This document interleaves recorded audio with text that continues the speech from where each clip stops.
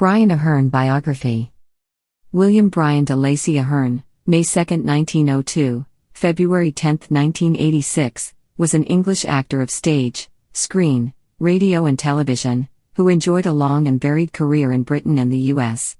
His first Broadway appearance in the Barretts of Wimpole Street in 1931 teamed him with Katharine Cornell, with whom he appeared in many productions. In films, he played opposite Madeleine Carroll, Bette Davis, Marlene Dietrich, Rita Hayworth, and Carole Lombard, and was Oscar-nominated for his role as Emperor Maximilian in Juarez, 1939. On TV, he appeared in Wagon Train and Rawhide. Early life and career. Early life. He was born in Kings Norton, Worcestershire, the second and younger son of the architect William de Lacy Aherne and his wife Louise, née Thomas.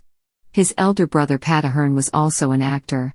Educated in Edgbaston, Birmingham, he carried out some early stage training at Italia Conti Academy in London, had some child roles, then completed his education at Malvern College. English stage. He first appeared on the stage in Birmingham with the Pilgrim Players, which developed into the Birmingham Repertory Theatre, on April 5, 1910 in Fifinella, and he made his first appearance on the London stage at the Garrick Theatre, December 26, 1913 in Where the Rainbow Ends, a play by Clifford Mills and John Ramsay, with music by Roger Quilter, which ran at various theatres for over 25 years. He then studied with a view to becoming an architect, but, having had considerable amateur experience in Birmingham and with Liverpool's Green Room Club, he obtained an engagement under Robert Courtnage, and appeared at London's Savoy Theatre, opening on December 26, 1923, as Jack O'Hara in a revival of Paddy the Next Best Thing, the play by W. Gayer Mackay and Robert Ord, from the novel. He then toured with Violet Vanbrugh as Hugo and the Flame and appeared at the London Playhouse in May 1924 as Langford in Leon Gordon's White Cargo, in which he played all through 1924 to 1925. English films. Ahern's first screen appearance was in The 11th Commandment in 1924. He made several appearances in productions at Cricklewood Studios by Stoll Pictures, then the largest British film company, including two directed by Sinclair Hill, The Squire of Long Hadley, 1925, and A Woman Redeemed, 1927. He was also in King of the Castle, 1925, and the comedy Safety First, 1926. In 1926, he accompanied Dion Bosco Jr. to Australia, where he appeared in several plays by J. M. Barrie, as Valentine Brown in the comedy Quality Street, John Shand in the comedy What Every Woman Knows, Crichton in The Admirable Crichton, Simon and Harry in Mary Rose, and Wilkes in Aren't We All? Another comedy by Frederick Lonsdale. Aherne reappeared in London at the Strand in March 1927, again as Langford, in White Cargo, and continued on the London stage in a succession of plays until late 1930 when he went to the US. His latter Silence were two films Shooting Stars and Underground by director Anthony Asquith. Aherne made his sound debut in The W Plan, 1930, directed by Victor Saville. He appeared opposite Madeleine Carroll in Madame Guillotine, 1931. U.S. career. Broadway. Aherne made his first appearance on the New York City stage at the Empire Theatre on February 9, 1931, playing Robert Browning in Rudolph Bazier's play The Barretts of Wimpole Street opposite Katharine Cornell. The play was a big success, running for 370 performances. Cornell and Aherne remained lifelong friends and he played in many of her productions. Aherne returned to Broadway in 1932 for Lucrece, which starred Cornell. It only had a short run. He then went to Hollywood, where he made his American film debut in The Song of Songs, 1933, with Marlene Dietrich. He returned to England, where he starred in the film of Basil Dean's The Constant Nymph, 1933. In 1934, he was reunited with Cornell on Broadway in Romeo and Juliet, playing Mercutio. Cornell was Juliet, and Basil Rathbone was Romeo. It only ran 77 performances. Hollywood. Aherne went to Hollywood, where he supported Anne Harding in RKO's The Fountain, 1934. Aherne went to MGM, where he co-starred with Helen Hayes in What Every Woman Knows, 1934. He stayed at that studio to support Joan Crawford in I Live My Life, 1935, which was a big hit. In 1935, Aherne and Cornell revived the Barretts of Wimpole Street on Broadway for 24 performances. At RKO, Aherne was in Sylvia Scarlett, 1935, with Katharine Hepburn and Cary Grant, a notorious flop. Aherne returned to Broadway for Cornell's production of St. Joan, 1936, co-starring Maurice Evans. He returned to Hollywood for Beloved Enemy, 1936, with Merle Oberon at Goldwyn Productions. In 1937, he was Iago on Broadway in Othello. Aherne was top billed in The Great Garrick, 1937, directed by James Whale at Warner's. He supported Constance Bennett in Merrily We Live, 1938, for Hal Roach Studios. He was Oscar nominated for his role as Emperor Maximilian in Juarez, 1939. Hal Roach gave Aherne the star role in Captain Fury, 1939, as a bushranger in colonial Australia.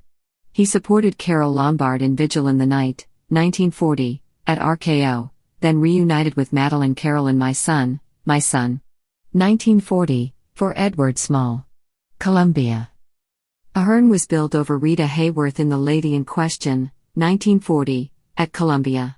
He made Hired Wife, 1940, at Universal with Rosalind Russell. For that studio, he did The Man Who Lost Himself, 1941, with Kay Francis. MGM put Aherne in support of Jeanette MacDonald for Smilin' Through, 1941. He supported Claudette Colbert in Skylark, 1941, at Paramount and Rosalind Russell in My Sister Eileen, 1942, at Columbia. He stayed at that studio to support Loretta Young in Any Night to Remember, 1942, and was one of many stars in Forever and a Day, 1943. In 1943, he quit films to become a flight instructor for the Air Force in Arizona. In November 1943, it was reported Columbia paid him $144,958 for the year, making him the second highest paid person at Columbia after Harry Cohn. He fell ill with influenza while touring Army camps in 1944. Post-war. In 1945, he and Cornell returned to Broadway in a revival of the Barretts of Wimpole Street. He stayed in New York to appear in The French Touch, 1945-1946, directed by René Clair. Aherne returned to movies with RKO's The Locket, 1946, billed after Lorraine Day. He was top billed in Smart Woman, 1948, co-starring producer Constance Bennett. He did drums along the Amazon, 1948, for Republic. Aherne was in a Broadway revival of She Stoops to Conquer, 1949-1950.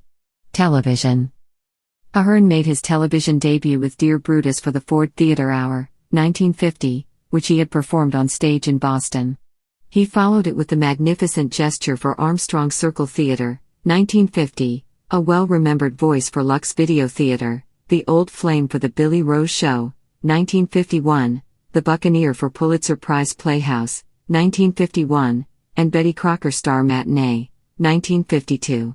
He and Cornell reunited on stage in The Constant Wife, 1951-1952.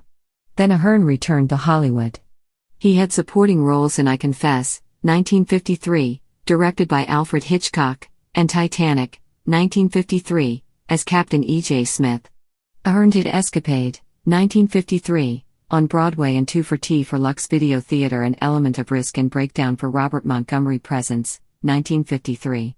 20th Century Fox asked Aherne back to Hollywood to play King Arthur in Prince Valiant, 1954, and to play a supporting part in A Bullet Is Waiting, 1954. He did Quadrille, 1954-1955, on Broadway with the Lunts, then now in rehearsal for the Eddie Cantor episode of the Colgate Comedy Hour, 1955.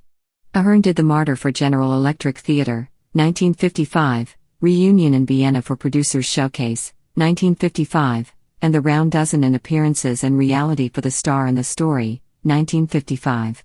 Aherne went to MGM for The Swan, 1956.